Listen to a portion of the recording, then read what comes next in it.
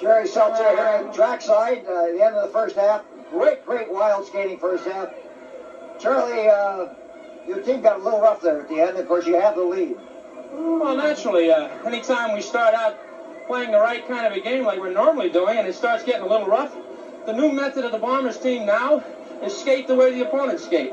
That's the way it's going to be. So, expecting to see the Bombers all across the United States, they're just going to see a rougher game than it's normally and used to be in the past. Well, you're going to keep that when you go back to Bay Area on April 22nd? Absolutely.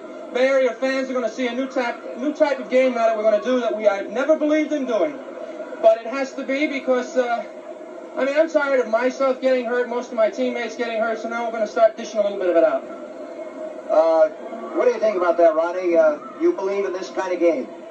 Jerry, as far as Mr. O'Connell is concerned, it really surprises me that a man of his talent would have to resort to such tactics. And as far as him being rough as he wants to get, the Pioneers can get just as rough. Well, they were really taking it to you that half. It looked like the Pioneers were laying back a little. Was that your strategy for the game? Well, we've been known to more or less hold back and coast through the first half and really come on in the second half.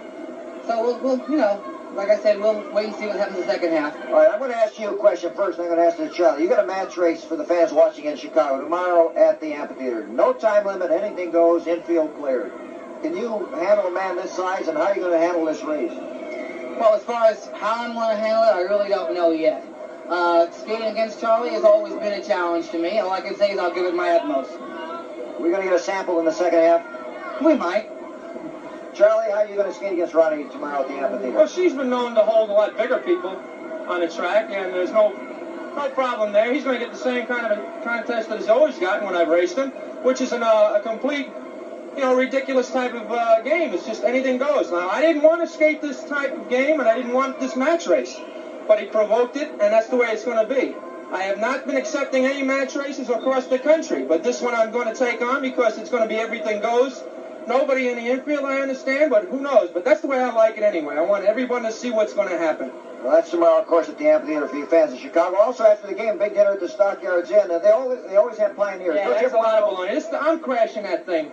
Oh, you're not going to go there with Chet Kopic and... No, Bozo the Clown isn't allowed in there. I'm just going to go in there tonight and just do a normal thing, go eat my dinner, may have a couple of comments to some of the jerky people. Because you mean tomorrow?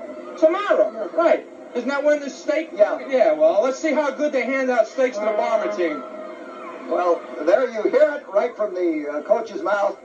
Ronnie, lots of luck tomorrow in the race. Thank you, Jerry. You too, Charlie. I know you're going to give the fans a great treat out there. Remember, you're going to see the second half later on this same station. The Bombers and Pioneers, two of the greatest teams in the league, and anytime they get together, boy, you really have action. This is Jerry Seltzer from the Hammond Civic Center in Hammond, Indiana.